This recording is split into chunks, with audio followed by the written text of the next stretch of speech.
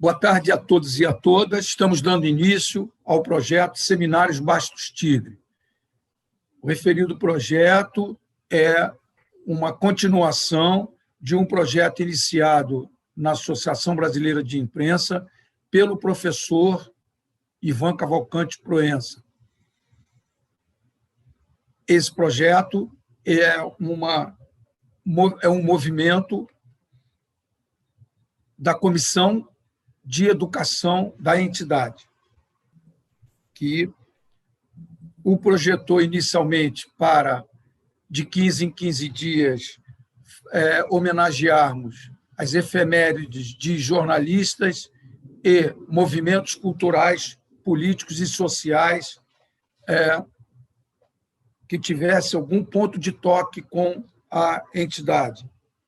Logo em seguida, ao início, nós resolvemos também homenagear os professores que também, de alguma forma, têm algum ponto de toque com a Associação Brasileira de Imprensa, professores de jornalismo ou professores jornalistas ou professores de comunicação, verdadeiros mestres. E essa posição foi tomada para que nós preenchêssemos o calendário com todas as terças-feiras, às 16h, a gente se encontra aqui nos Seminários Bastos Tigre. A ideia inicial é formarmos plateia. Nós não estamos preocupados absolutamente com o número, nós estamos preocupados com essa plateia, com a qualidade dessa plateia, com a formação dessa plateia. E, portanto, esse encaminhamento é nesse sentido. E hoje, dando continuidade a essa ideia da comissão de homenagearmos os professores, hoje nós vamos homenagear o professor, mestre e doutor em literatura pela UFRJ, autor de vários livros de cultura brasileira, membro da Academia Carioca de Letras e ex-presidente do Conselho Deliberativo da ABI por mais de uma vez. Coronel reformado do Exército Brasileiro. Professor Ivan Cavalcante Proença. Quero combinar com aqueles que estão escalados para fazer essa homenagem, que são o cinedocumentarista, amigo pessoal do professor Ivan Cavalcante Proença, a quem, inclusive, homenageou ouvindo-o no filme Militares da Democracia, o nosso cineasta Silvio Tendler. Temos também a alegria de citar como convidada para participar dessa homenagem a professora diretora do colegiado do GTNM-RJ e pessoa que teve 3 familiares desaparecidos na Guerra do Araguaia, professora Vitória Grabois. GTMN, lembra-se, é o grupo Tortura Nunca Mais. Temos ainda a alegria de ter aqui, como convidada para homenagear o professor Ivan Cavalcante Proença, a psicóloga, professora da UF, ex-presa durante a ditadura, uma das fundadoras do grupo Tortura Nunca Mais, GTMN, e atual membro de sua diretoria colegiada, a professora Cecília Coimbra. Portanto, eu chamo aqui o professor Ivan Cavalcante Proença para que ele, dentro do formato que a gente gostaria que fosse estabelecido para esses nossos encontros, ele se apresente, fale um pouco de si, para que depois todas as outras pessoas que estão aqui, como a professora Irene Cristina, a professora Érica Werneck, o jornalista Fichel Davi e outros mais, possa participar desse evento que a Comissão de Educação da ABI tem muito orgulho de apresentar. Professor Ivan Cavalcante Proença. Boa tarde. Eu tenho que começar agradecendo, não é? Primeiro, a ABI como um todo, porque, na verdade, não fosse a Associação Brasileira de Imprensa, nós não teríamos essa oportunidade de convivência. Então, agradeço a diretoria da ABI, aos companheiros e particularmente, e no caso é um caso bem específico, ao grupamento que compõe o núcleo chamado Educação na ABI. Esse núcleo tem como diretor, e aí eu também quero agradecer ao nosso Vitor Iori, professor, quero agradecer a ele, aos componentes vamos dizer, da estrutura desse núcleo, como Irene Cristina, aos professores que o compõem, a Érica, os professores, os senhores professores, companheiros que compõem o núcleo. Muito obrigado por se lembrarem de mim, não é? Mas eu acredito que essa lembrança se deva muito mais à generosidade, à fraternidade dos companheiros do que propriamente a uma estrutura de mérito. Eu quero agradecer a presença não só do Silvio Tendler, bom, tem estado em tantas lives, em tantos programas, não é? Incansável e extraordinário cineasta e extraordinário pessoa humana também, a presença hoje. As diretoras do grupo Tortura Nunca Mais, grupo com o qual eu mantenho uma relação, eu e Isis mantemos uma relação antiga e muito carinhosa, muito afetiva, né? E elas são as nossas avós do Largo do Caco, guerreiras notáveis, né?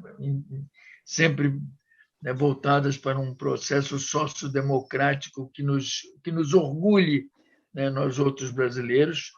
Então, agradeço também, agradeço a presença de ex-alunos e de escritores que já se manifestaram, né, vários escritores da Olip, da minha oficina e não da minha oficina, que estão também aqui. E gostaria também de saber, bom, se não entrou, se entrar, queria também saudar aqui o nosso companheiro presidente do Conselho Deliberativo, Davi Fichel, que se entrar na gravação, a gravação vai revelar isso, né, ao longo do nosso encontro. Bem, quanto a falar de mim é difícil. Eu sou mais ou menos isso esse resumo que o Vitor, né, trouxe, né? Eu tenho uma carreira inicial, uma carreira militar, que foi drasticamente interrompida por um episódio, né? Eu, de qualquer maneira, eu seria, como fui no meu regimento contra o golpe de 64, mas o grande mentor que originou tudo que ocorreu mesmo de ruim, em princípio, em termos pessoais, de ruim por um lado e bons de conforto espiritual, se deve ao episódio do golpe. O dia do golpe foi 1º de abril, não foi 31, não. Aí já começa a grande farsa. O dia do golpe foi dia 1º. O episódio que me envolveu, eu dali mudou radicalmente minha vida. Eu já era um capitão antigo, já às vésperas de ser promovido a major e cursar o Estado-Maior. Eu já tinha tirado vários cursos no Exército, tinha 23, quase 23 anos de carreira militar, e, na verdade, ali mudou a minha vida radicalmente. Eu fui preso, né? Apesar de impronunciado pelo promotor militar. É um caso muito curioso esse, né? Mas fui preso, fui caçado, e perseguido durante quase, né? Não digo os 21 anos, não, mas por bem perto. Eu e Isis fomos, né, atingidos muito. Eu fui seguir uma nova carreira de professor e fui proibido de lecionar. Também fui caçado como professor.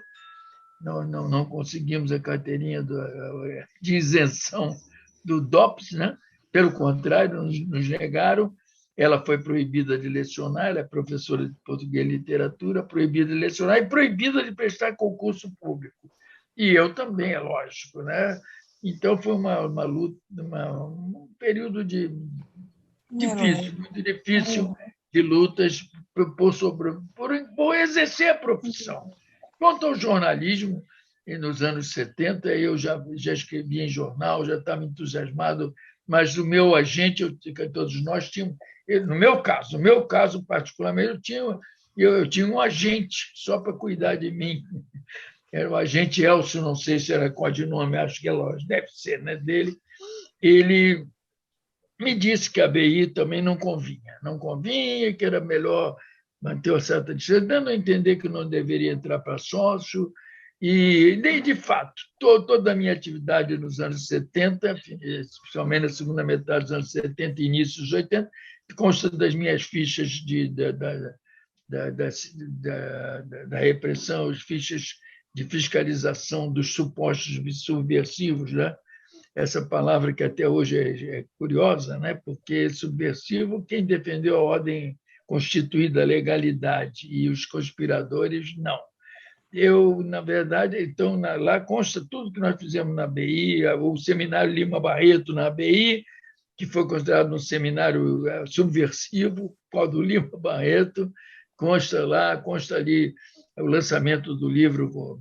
Eu e João Saldanha lançamos um livro nosso, de nossa autoria, chamado Meus Amigos. Lançamos na BI com a cessão de um espaço lá pelo então diretor Davi Fischel, né? Ele talvez nem se lembre disso. Enfim, tudo consta da minha ficha, então também a BI não era grátis. Professor também, muito menos, né? Como disse meu agente, o senhor pode seguir qualquer carreira, menos a carreira de professor. E essa não. Depois veio a de jornalista, né? Na verdade, eles não queriam contato com o público, de alguma forma, não queriam.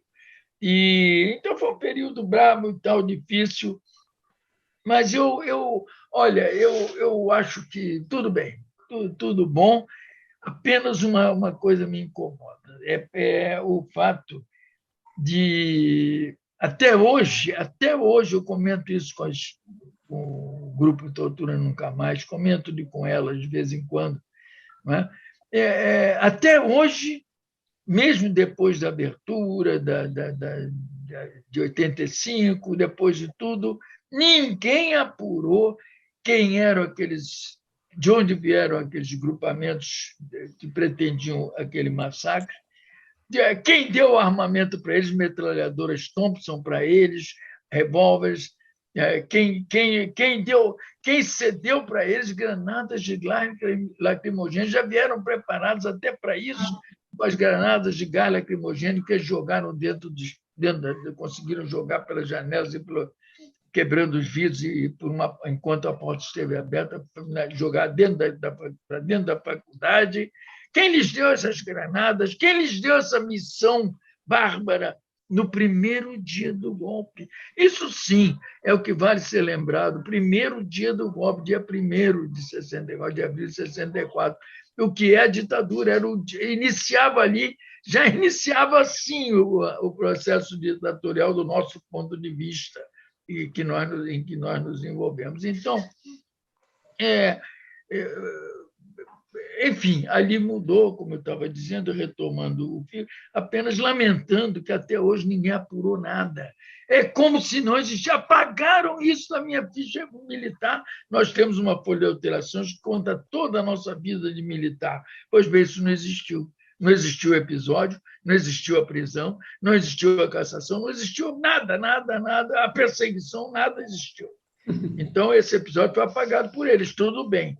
Mas nunca ninguém procurou saber quem é que deu essa ordem, de onde eles vieram com essa coisa estúpida, boçal de massacre, dispostos a tudo, né? Com aquelas 300 ou 400 estudantes que estavam ali, né? Desarmados, sem nada, e apenas fazendo lá com seus megafones, fazendo um movimento a favor da legalidade, não estavam fazendo nada ali no largo. Enfim, isso eu lamento profundamente. Ao mesmo tempo, me preocupei a vida inteira, que está uma entrevista minha, em tirar essa coisa, o rótulo, o título que me deram de herói, de heroicidade, nada disso.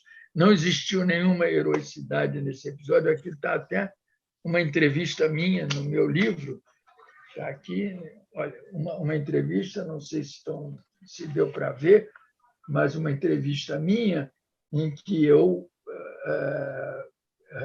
não aceito esse rótulo, esse tipo de herói, nem mesmo aceitei na faculdade, no CACO, e nem na Assembleia Legislativa eu refutei, eu não quis isso, porque no momento em que ficam com essa coisa de herói, não sei o quê, parece que é um ato excepcional, inusitado. Ora, meu Deus, qualquer cidadão que dispusesse de armas, dispusesse de meios, armas efetivo para impedir um massacre daquele jeito, aquela covardia impediria. De um jeito ou de outro tinha que impedir, né? E livrar aquelas jovens todos, né, do pior.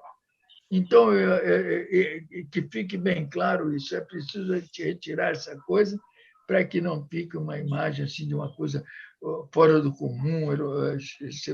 Não põe, não. Isso deve ser a conduta de todo cidadão que preze por um mínimo de decência, né, no relacionamento humano. Então, eu vou parar de falar, né, porque falar da gente é sempre mais difícil, né? Eu faço palestras sobre escritores, toda semana tem live, tem isso aí, é mais tranquilo do que a gente falar sobre a própria. Meu caro Ivan, antes de passar a palavra, e vou inverter a ordem, vou primeiro colocar na frente do Silvio as duas moças professora Cecília e professora Vitória. Mas antes eu vou tentar, que é o meu papel aqui, tentar dar uma ajudada nessa sua fala, Ivan. O que me chamou a atenção no seu livro, O Golpe Militar e Civil de 64, foi justamente essa questão que você associa, que também foi um golpe civil, que os livros de história e o que a gente ouvia na época era que era um golpe puramente militar. Eu queria que você começasse esclarecendo, Ivan, por que você associou que foi um golpe civil? Por causa dos governadores. É rápida a resposta e simples.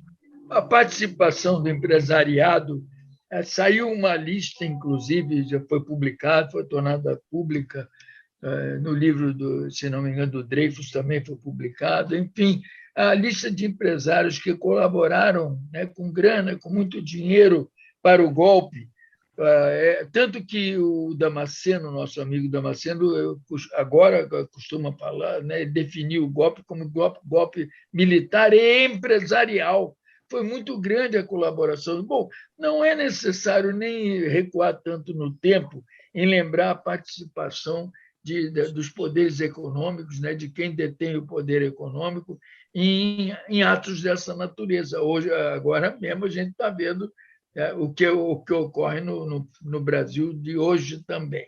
Então, foi muito, muito intensa essa contribuição, em termos de estímulo Porque o militar, quer dizer, os militares receberam uma corda, assim, já tinham aquele espírito golpista, autoritário e por vezes, esperto, e a corda foi dada pelos civis. Os civis, né, também simulam, ou às vezes é verdadeiro, tem um certo fascínio pela autoridade militar, né? Muitas das vezes fabricado esse fascínio, e de conveniência. E receberam. Porque você vê o seguinte: essa coisa de pátria, do verde e amarelismo, o ufanismo é um recurso dos medíocres, é a alegria dos medíocres. O ufanismo, que a pátria a pátria usada por eles. Na verdade, o ufanismo é uma miséria mental. E vocês veem, na época, o nacionalismo dos nossos militares, do golpe que eu estou falando, da América Latina, inclusive, todos eles eram nacionalistas, como Hitler foi, como Salazar foi também, com os militares da América Latina, dos golpes da América, se diziam nacionalistas. No entanto, a esquadra americana se colocou ali no nosso litoral, pronta para intervir aqui no Rio de Janeiro, se o golpe tivesse algum tipo de reação. Que nacionalismo é esse de rendição ao imperialismo? Então, mas isso tudo eu estou falando, quer dizer, vai justificar também a estrutura do quadro político. Nós vimos. Tem um microfone aberto aqui. Jaci, por favor, você podia fechar seu microfone? Jaci Leonor, por favor, fechar o microfone. Então, a participação das grandes empresas, das empresas da privatização, interessadas em privatização, do grande poder econômico, favorecem isso aí. Não é pensar que apenas foi um golpe militar, não. Eles estavam respaldados, sim. Isso eu desenvolvo, de alguma forma, num dos capítulos do livro, não é? Daí eu acho, dizem que foi a primeira a falar essa coisa logo, coisa de muitos anos atrás, que eu teria sido o primeiro. Não importa se foi o primeiro, segundo ou terceiro.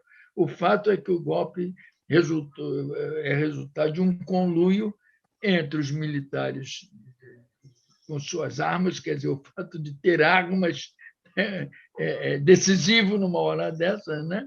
Os militares e o poder econômico civil. É nesse sentido que eu falei, golpe militar e civil, Vitor. Obrigado, professor. Professora Cecília Coimbra. Boa tarde a todos e a todos. É um prazer estar aqui junto com o Ivan, junto com Vitória, com Silvio. Está entre amigos, né? Entre amigos, parceiros e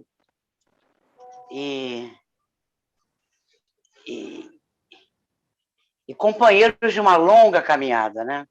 Eu acho que falar do Ivan não é que você seja herói, Ivan, sabe? Mas você é de uma ética e de uma solidariedade ímpar. E você, para nós, para todos aqueles cerca de 300 estudantes que estavam naquele dia 1º de abril, dia do golpe empresarial militar, né? Como você muito bem colocou aí. Não é por acaso, um parênteses, que o Grupo Tortura Nunca Mais do Rio de Janeiro, criado há 36 anos atrás, né? Infelizmente precisa continuar existindo, o grande evento que nós temos todo ano, anual, que é chamado a Medalha Chico Mendes Resistência, da qual Ivan Cavalcante Proença já foi um dos premiados, ela é sempre no dia 1º de abril. Então, nós marcamos essa data como a data do golpe civil empresarial. E foi justamente nesta data, há 51 anos atrás, né, que Ivan nos salvou. Ivan, um jovem capitão do Exército, né, de uma forma ética, solidária. Eu tiro até a questão heróica, sabe, Ivan? Mas eu acho que não é... Qualquer cidadão deveria fazer o que você fez, sim. Mas, infelizmente, a sociedade capitalista, ela ensina a cada um de nós a cuidar de si e do seu próprio umbigo, no máximo de sua família. né? Nós somos produzidos para pensar assim, né? E poucos conseguem fugir dessa questão do coletivo, da solidariedade, de uma postura ética. Você conseguiu, Ivan. Não é qualquer pessoa. Todos deveriam fazer o que você fez, sim, mas não é qualquer pessoa que faria o que você fez, né?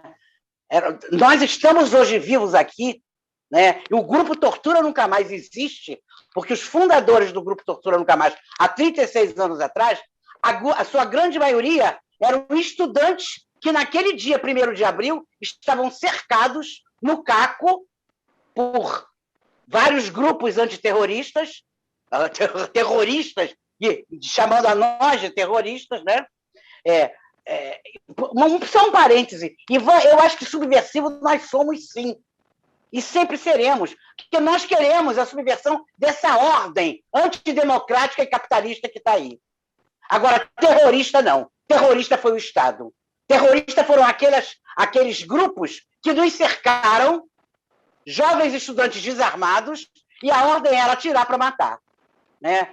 Com bombas de gás lacrimogênio, com as janelas sendo metralhadas, nós nos abaixando, né? Foi o primeiro grande impacto que nós tivemos na nossa vida enquanto estudantes, né? E ali não eram só estudantes ditos comunistas, ali, né, tinha uma grande gama de várias tendências políticas, desde a ação popular, desde pessoas ligadas à Igreja Progressista, né, até membros do Partido Comunista, membros de outros partidos, né, e pessoas que eram apenas simpatizantes do movimento estudantil, que não tinham nenhum vínculo político-partidário com nenhuma organização considerada de esquerda, né? Então, Ivan, você fica nos nossos corações. Eu acho que, por mais que isso tenha sido contado, é preciso que a gente continue contando, né? Porque, como você mesmo diz, isso foi retirado da história, isso foi apagado da história, Ivan. Não interessa ter essa mancha, né, de que cerca de 300 estudantes cercados num prédio, né, de uma universidade, da Universidade do Brasil, uma universidade pública federal, né, com grupos paramilitares terroristas com a ordem de atirar para matar, né? Então, esse episódio, eles têm que tentar apagar, só que eles não vão apagar. Nós estamos aqui, ainda sobrevivendo, para contar isso e para dizer, né, para as novas gerações que o que está acontecendo hoje, né, onde tudo é rotulado de subversivo, onde grupos antifascistas, né, são perseguidos por se autodenominarem de antifascistas, né? Quer dizer, ou seja, é muito importante que as novas gerações saibam desse episódio que aconteceu justamente, sintomático, no dia 1º de abril de 1964, né, onde você foi preso e a sua vida virou pelo avesso. E onde a vida de cada um de nós também. Aquele acontecimento foi marcante das nossas vidas. Eu lembro que quando você começou a atirar para o alto, fazendo com que os caras se rendessem, né, você bate naquela porta que estava totalmente atravancada com aqueles móveis centenários do Caco, né, nós tínhamos empurrado aqueles móveis para dentro, para garantir a não abertura da porta principal do Caco. Você bate lá na porta e diz: eu sou um militar, um oficial do Exército, e garanto a vida de vocês. Eu sou da Guarda Pessoal de João Goulart.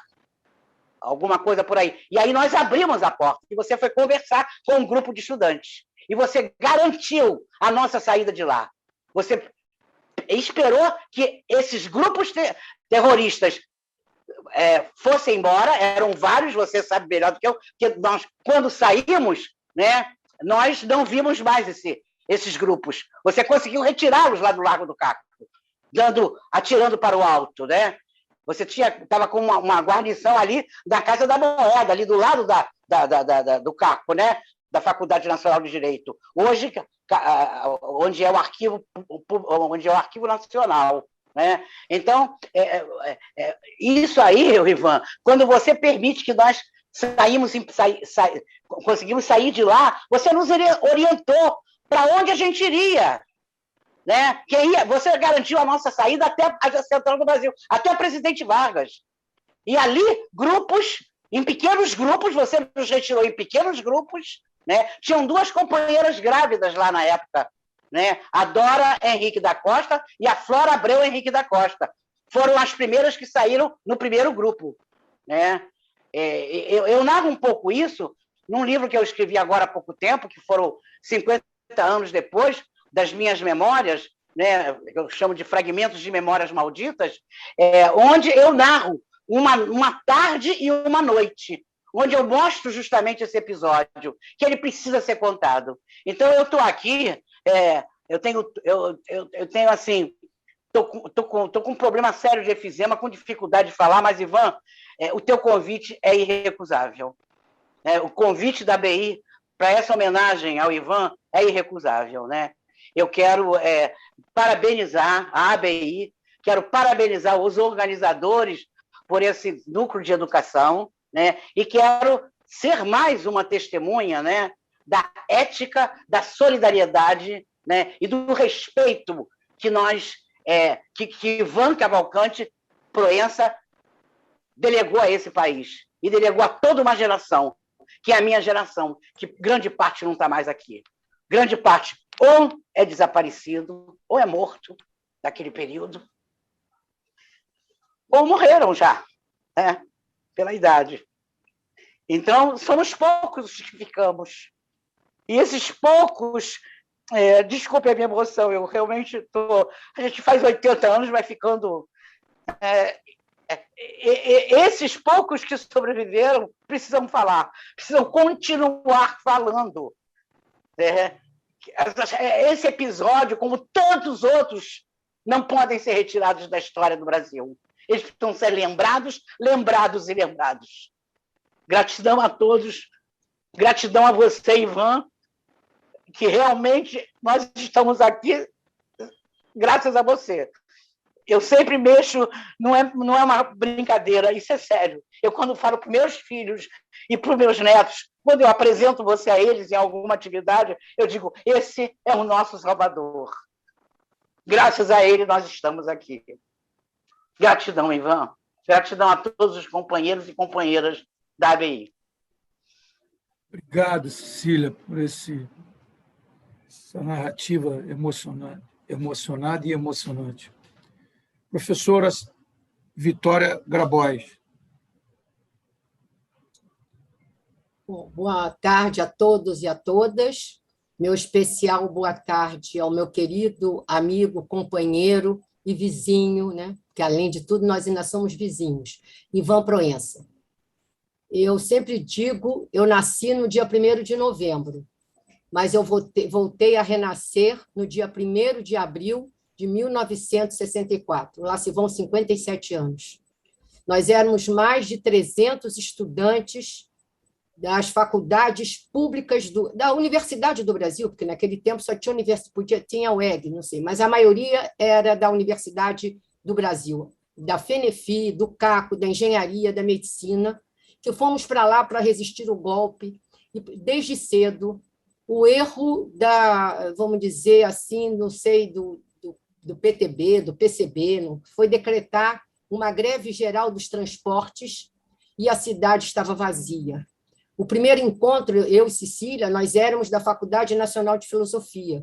Nós fomos para lá, eu morava em Botafogo, ainda peguei um trolebus que existia naquela época, consegui chegar na Faculdade Nacional de Filosofia, na Rua Presidente Antônio Carlos, hoje onde é o Consulado da Itália, que tinha sido Consulado da Itália, e passou a ser faculdade, depois voltou a ser o consulado, e daí veio a ordem, que era do PCB, porque o PCB, Partido Comunista Brasileiro, ele era muito forte naquela época na Faculdade de Filosofia, tinha muitos alunos, né?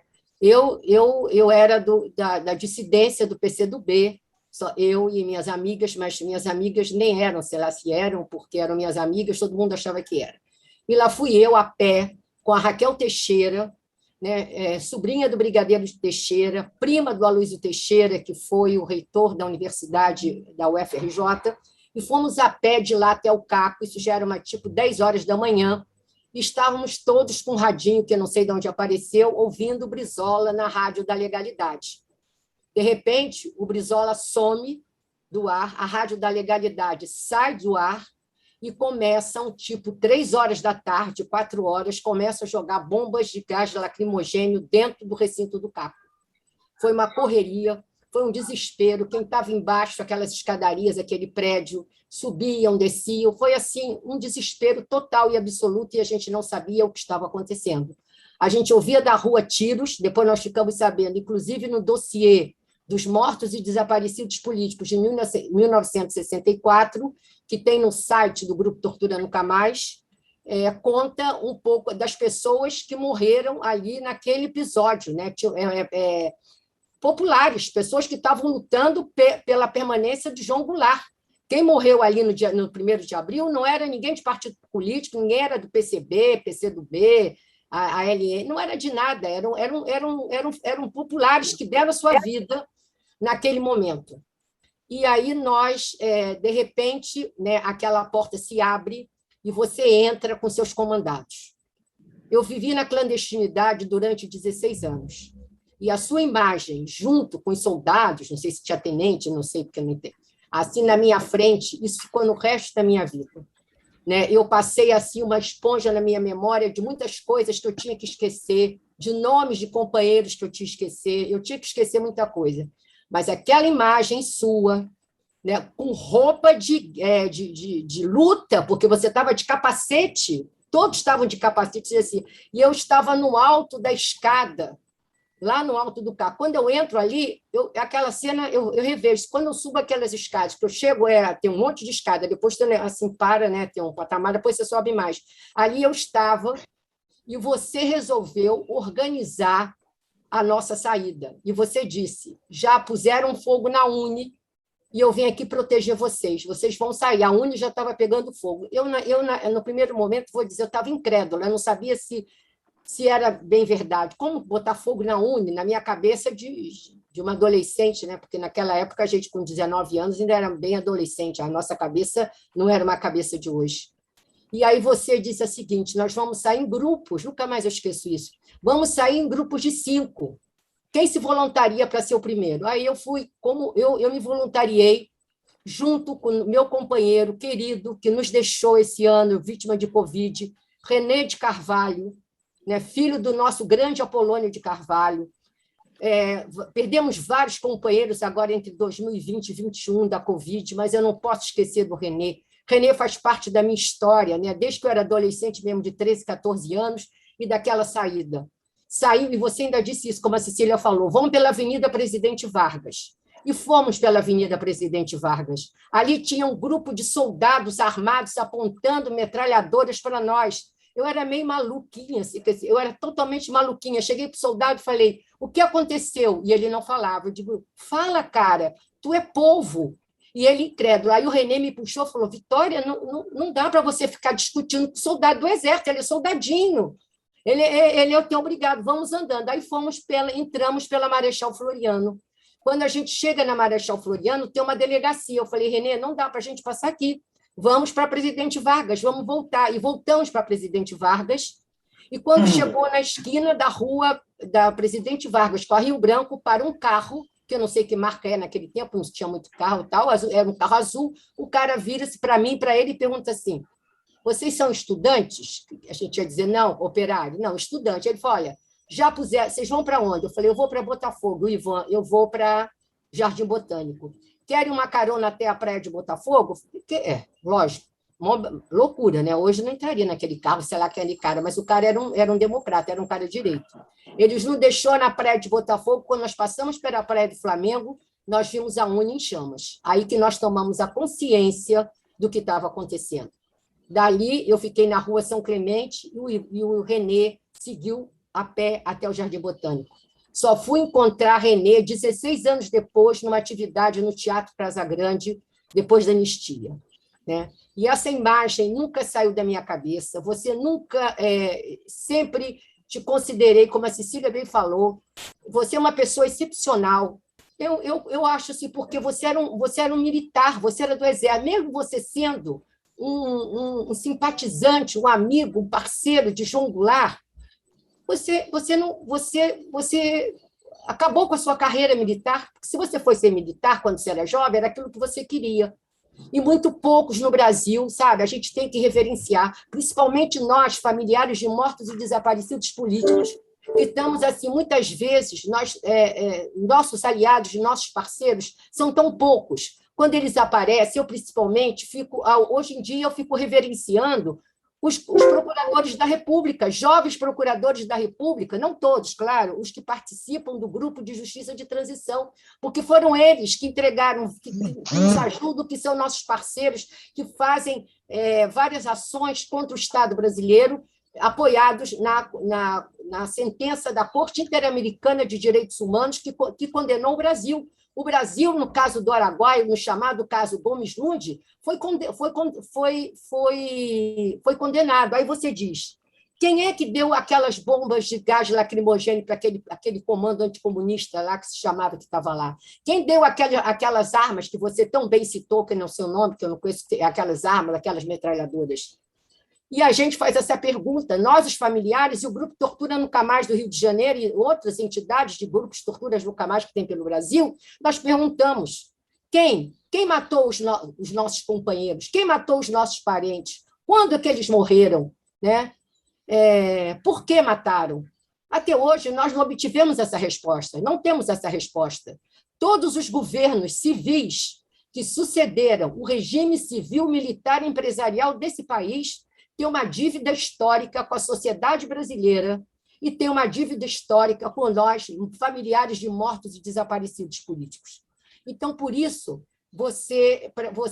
para nós, do Grupo Tortura Nunca Mais, para mim, para a Cecília, para nós especialmente, você é uma pessoa muito especial, né? Uma pessoa que se dedicou, deu o seu bem, você podia também ter morrido, foi perseguido, foi caçado. Eu estava também na Assembleia Legislativa quando você e Isis foram anistiados pela Comissão de Anistia. Foi muito emocionante aquele dia ver vocês, 2 professores, serem anistiados. Né? Para a gente sempre é uma grande alegria quando os nossos companheiros, quando o Estado brasileiro reconhece o que nós fizemos, né? E por isso nós temos que ser anistiados. Não aqueles que, como está no artigo 1º, do capítulo 1º da Lei da Anistia, que aqueles que cometeram crimes conexos da anistia também são anistiados. Né? Sabe? Isso é só no Brasil. Ontem mesmo, no programa Roda Viva, o ex-ministro Carlos Aires de Brito falou, porque ele foi, na época da sentença do Araguaia, teve uma DPF lá para que o Estado, que o Supremo Tribunal Federal reconhecesse que os militares que participaram desses atos, que sumiram com cadáveres, que mataram, que torturaram, que desapareceram com centenas de milhares de brasileiros, eles não podem ser anistiados. Ele disse uma coisa que eu achei muito interessante. Aquele que tem uma arma na cintura e um cacetete na mão, esse cara não pode ser anistiado, entendeu?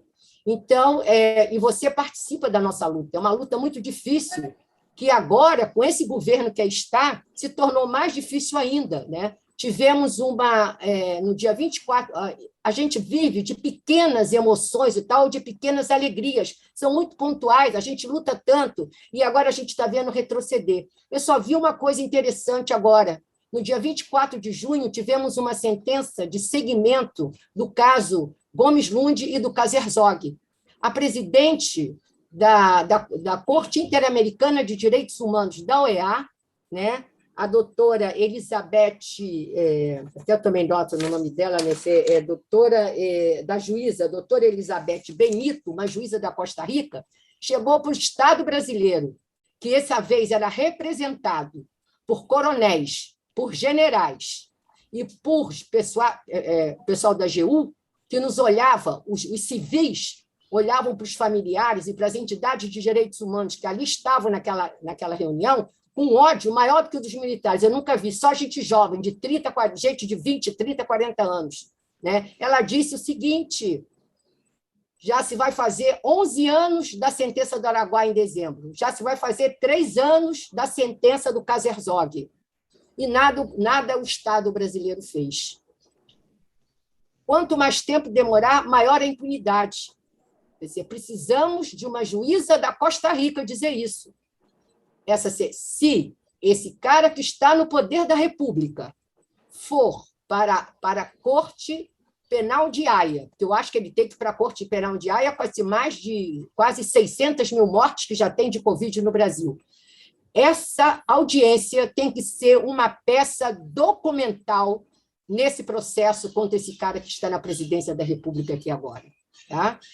E eu não vou me alongar, já falei bastante, falo para você com muita alegria que nós somos companheiros, somos amigos do casal Ivan Proença e Isis, que eu tanto admiro, e essa homenagem é mais que justa também na ABI, né? A ABI que foi sempre uma trincheira de luta pela democracia, contra o autoritarismo. Né? O último ato que eu participei na minha vida, antes do 1º de abril, foi na ABI, quando meu pai lançou no Brasil a biografia de Che Guevara, que ele traduziu, ele fez o prefácio e ele lançou o livro na ABI. Foi o último ato da minha vida que eu participei, né, antes do golpe de 64. Então, você merece todas as homenagens do mundo, todas as homenagens de todos nós, que somos sobreviventes daquele episódio do Caco, e parabéns à BI por te homenagear. Muito obrigada, me sinto muito lisonjeada de participar dessa homenagem a você, Ivan Proença, meu amigo, meu companheiro e meu vizinho. Obrigada. Obrigado, professora Vitória. Agora chamo Silvio Tendler.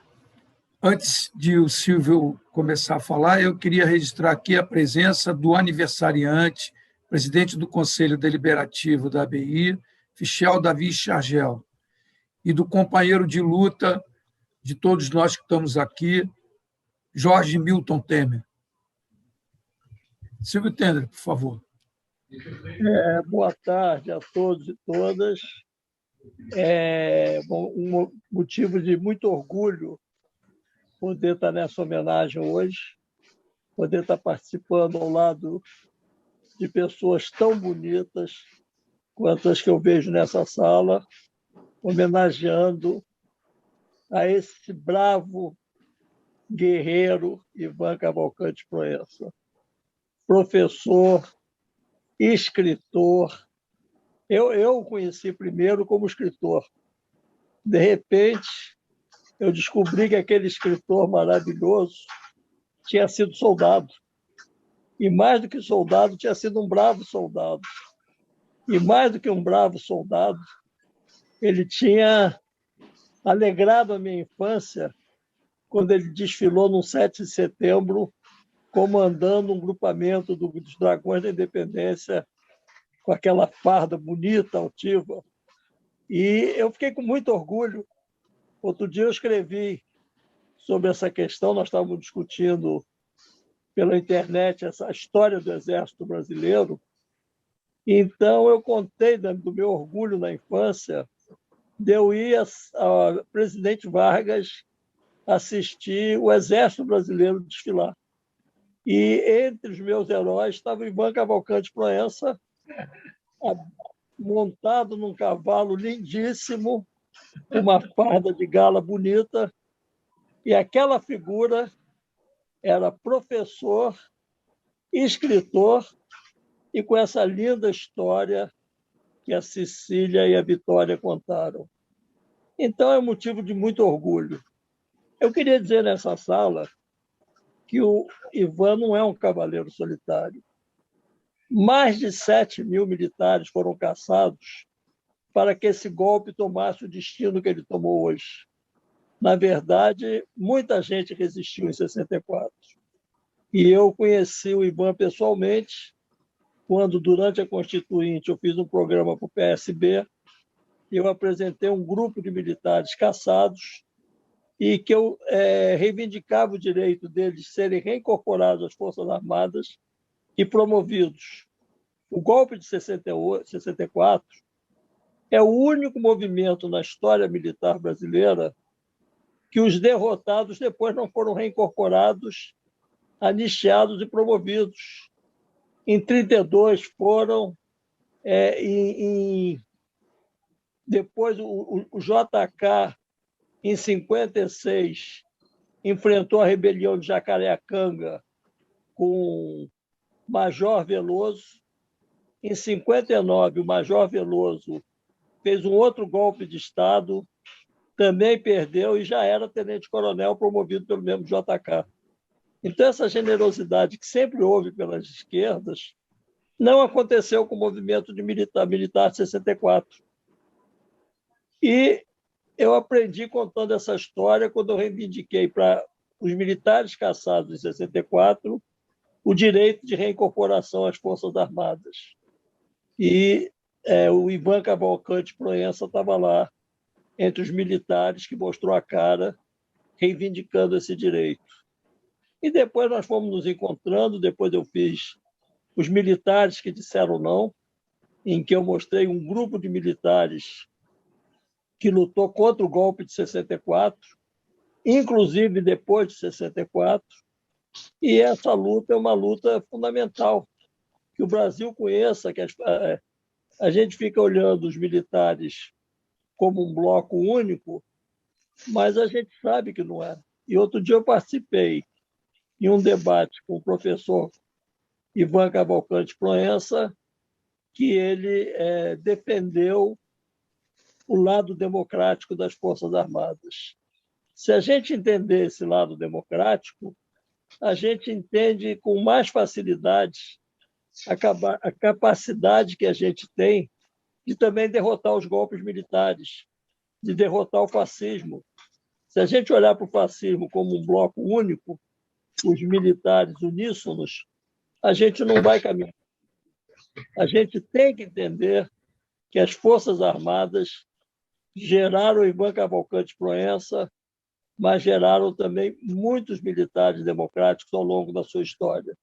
E nós temos que continuar essa luta. E o golpe de 64, quando a gente fala que é um golpe civil-militar, é porque a gente não sei por que nas nossas da nossa história, a gente exclui os 5 ou 6 governadores golpistas. A gente não conta nessa história o papel do Carlos Lacerda, o papel do Adhemar de Barros, o papel do Ney Braga, o papel do Hildo Meneghetti. O Brasil tinha, nos maiores estados, Magalhães Pinto, governadores que apoiaram o golpe de Estado, governadores que negociaram com os americanos. No filme Jango, eu conto, a gente fala muito do apoio americano ao golpe de 64, mas no filme Jango, eu conto, contado pelo Afonso Arinos, que o Magalhães Pinto organizou um governo estadual com calibre de ministério, negociou com os americanos e, se fosse o caso, ele criaria a independência do Brasil. Ele só estava disposto a dividir o Brasil e criar um estado de Minas Gerais.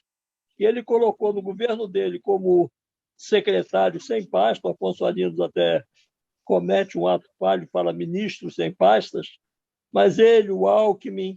Então, o golpe estava preparado, era um golpe para dividir o Brasil. E a gente não fala essas coisas, a gente acha que só tinha milico nesse golpe. Então, eu acho que esse debate é necessário para a gente saber o que foi o golpe de 64 e dar a voz a pessoas do calibre do Ivan Cavalcante Proença para também contar essa outra história do Brasil que é importante que as pessoas conheçam. Uma versão única, autoritária, não conta a história. E eu gosto, cada vez que a Cecília conta essa história, me emociona muito.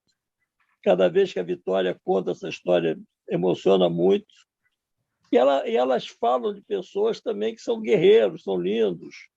O René é filho do Apolônio de Carvalho, que é uma pessoa maravilhosa, também era um militar, também lutou em 35. Então, a gente tem que reconstruir essa história. E eu queria muito parabenizar o professor Ivan pela história de vida dele, pelo exemplo de luta dele, pela tenacidade, e agradeço muito o convite de estar nessa sala com tantas pessoas, repito, tão bonitas, que estiveram sempre do lado certo da história, nessa homenagem ao meu querido amigo Ivan Cavalcante Proença. Muito obrigado. Obrigado, Silvio. Eu agora abro para que os presentes que queiram se manifestar se manifestem, por favor.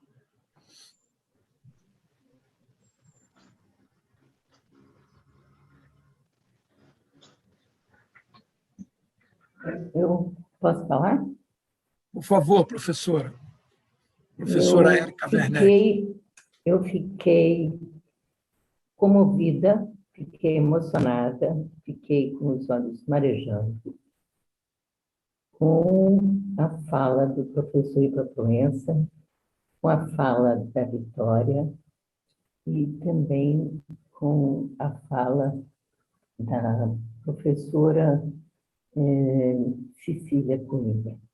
Eu fiquei muito emocionada, e porque eu me lembrei do pai dos meus filhos. E ele me contava isso. Ele era professor de História e foi defenestrado da UFRJ. E ele já, em 1968, quando ele foi meu professor, ele já falava, ele e meu compadre Iber Reis, eles já falavam não em golpe militar, mas em golpe civil-militar. E hoje eu ouvi isso de novo, depois de muitos e muitos anos, porque ainda há muitas pessoas que negam isso, que negam a participação de civis, do empresariado, de uma ala radical da igreja. E hoje foi como se eu tivesse um momento de resgate da história. Eu quero parabenizar o professor Ivan Proença por sua bravura, por sua história, e parabenizar também as representantes do Tortura Nunca Mais pela coragem que tiveram e têm em continuar lutando para resgatar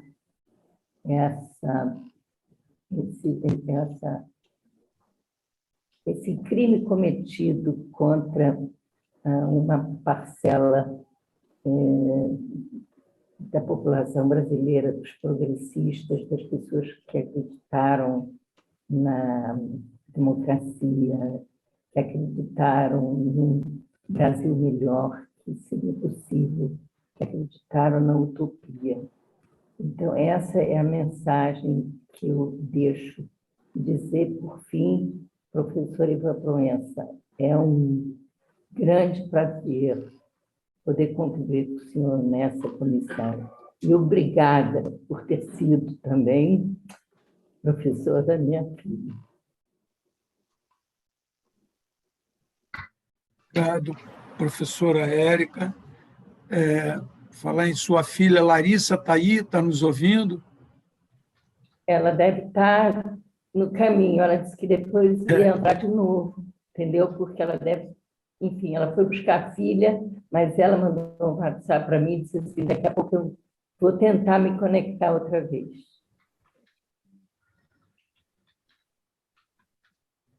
Seguimos. Alguma outra manifestação? Eu quero. Eu vou falar, posso? Claro, por favor, quem é? Isis. Ah, claro, Isis. Poxa. Olha só, Isis, você tem que, um dos dois tem que fechar o microfone, senão vocês estão perto da microfonia.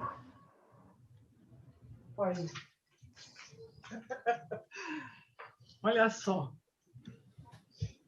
Eu acho que o Silvio Tendler tem mais ou menos a minha idade. Quando ele falou que ele viu aquele cavaleiro lindíssimo em cima daquele cavalo desfilando na Presidente Vargas, eu me lembrei de mim também. Eu era uma jovem que ia assistir ao desfile na Presidente Vargas. Era tão bonito. Aí eu vi, quando eu vi essa foto aqui em casa, eu falei, eu já vi esse filme. Eu já vi esse filme, entendeu? Aí acho que todas as moças ficavam apaixonadas, como eu fiquei, entende? É isso. Maravilha, que maravilha. Ele era bonitão, rapaz, ele era bonitão. Maravilha. É Ele era verdade. bonitão em cima daquele cavalo. 1,80 m lá em cima, pô.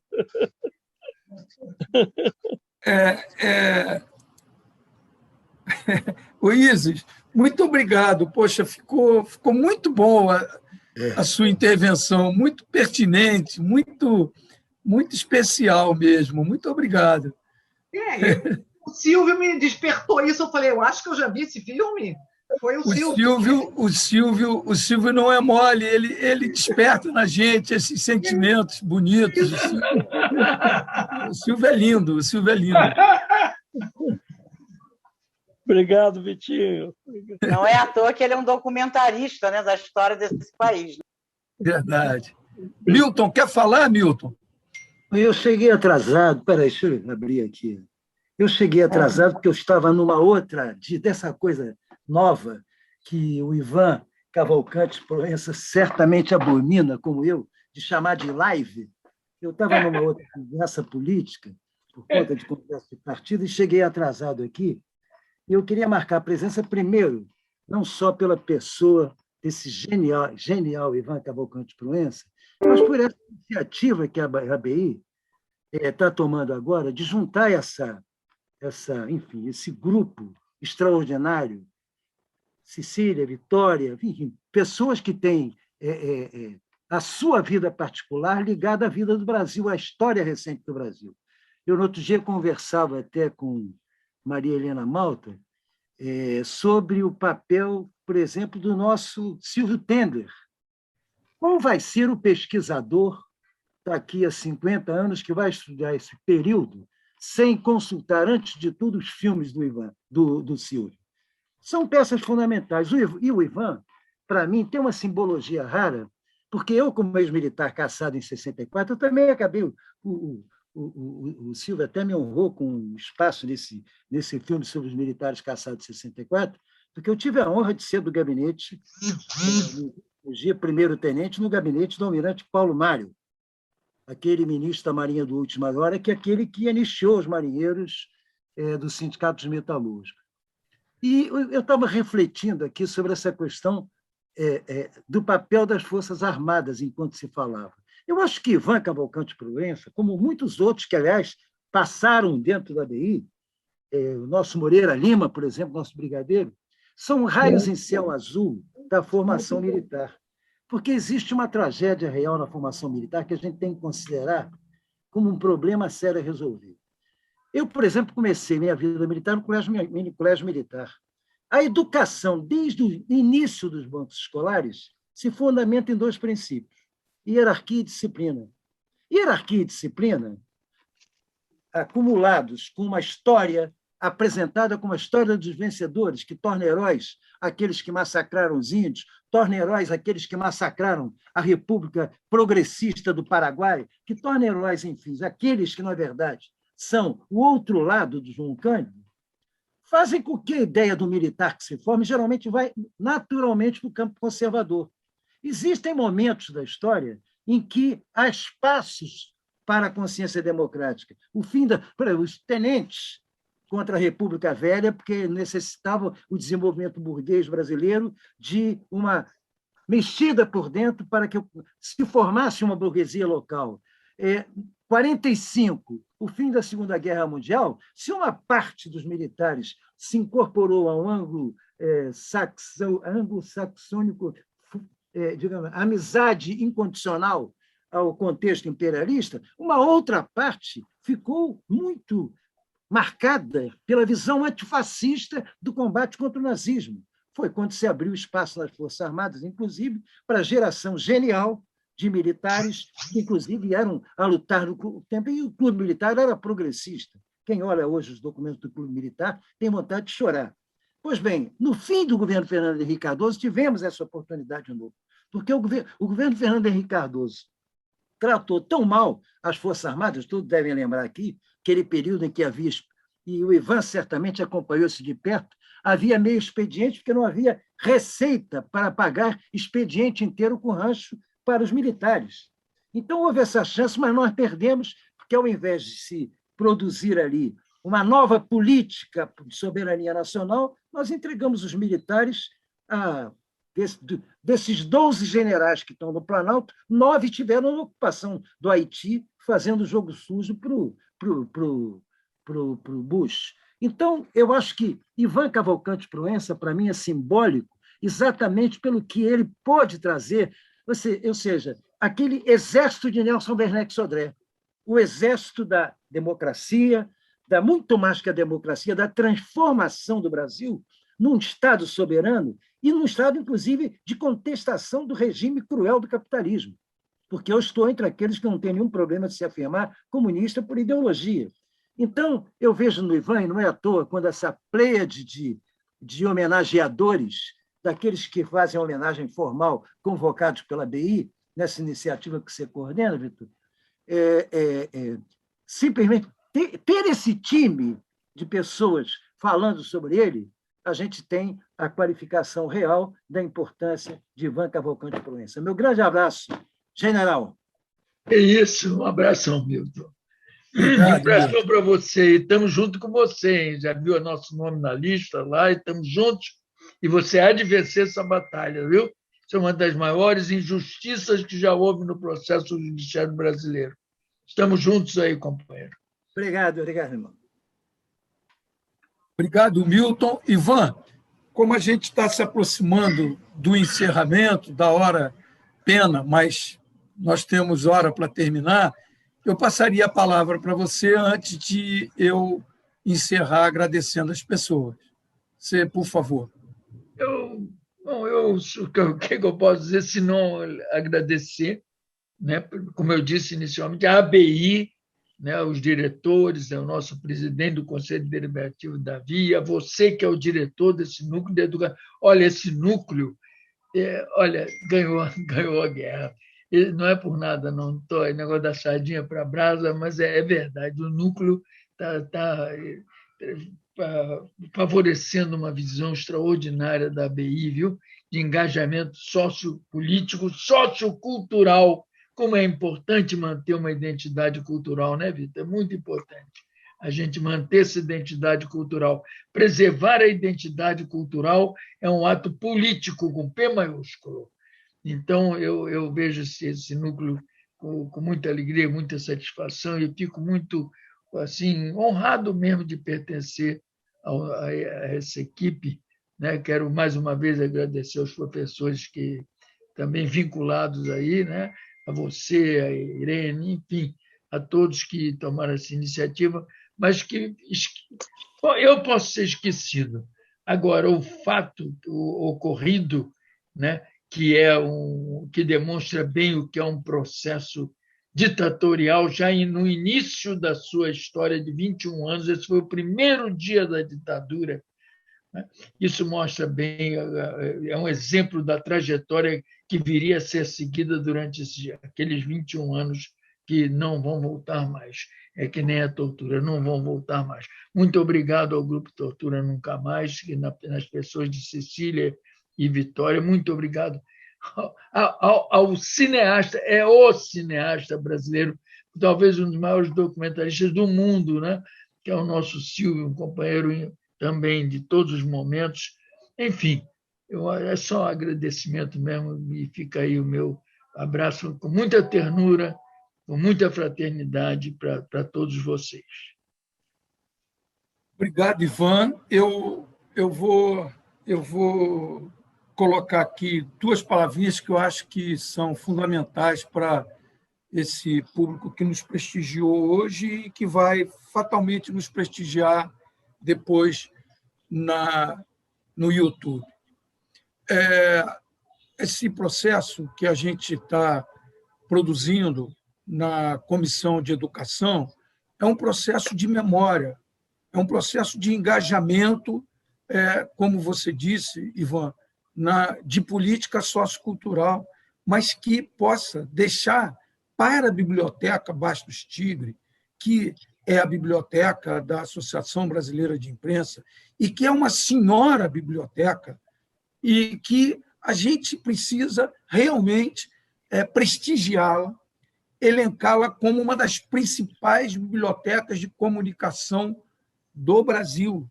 Portanto, esse trabalho que a gente está produzindo, que a Comissão de Educação está produzindo, e que, poxa, tem proporcionado para a gente, como hoje, como eu estou com o Milton, live horrível, como uma sala dessa de discussão e de memória tão importante para o cenário político nacional. Eu quero dizer, Ivan, que o capítulo de hoje é um capítulo importante nesse processo. Então, a comissão se sente muito, mas muito satisfeita e muito agradecida com esse capítulo que foi colocado na produção dessa memória daqueles que estão sempre heróicos na política nacional e que precisam ser guardados as suas memórias. Já que a gente não tem possibilidade de guardá-las em outro lugar, vamos guardá-las na Biblioteca Bastos Tigre, porque a biblioteca tem condições de fazer com que gerações futuras possam buscar esse material que a gente está produzindo. Então, eu quero te agradecer muito, quero agradecer à professora Cecília Coimbra, que nos emocionou, porque se emocionou, e aqui ela muito acertadamente disse, quando a gente faz 80, 70, 65 e diante, a gente se emociona com mais facilidade. Tem razão, eu penso assim também. Então, quero agradecer a Vitória, poxa, que é de uma simpatia impressionante a sua narrativa, uma narrativa tão dramática, mas que ela consegue fazer com uma simpatia muito, muito singular. Agradecer ao querido Silvio Tender, que, como foi dito aqui, o que o Silvio não contou é o que não aconteceu, porque tudo que aconteceu nos últimos 50 anos no Brasil, o Silvio conta, e conta bem contado, e conta com a visão crítica fundamental para que essa história seja guardada. Quero agradecer a presença de todos, né? Não posso deixar de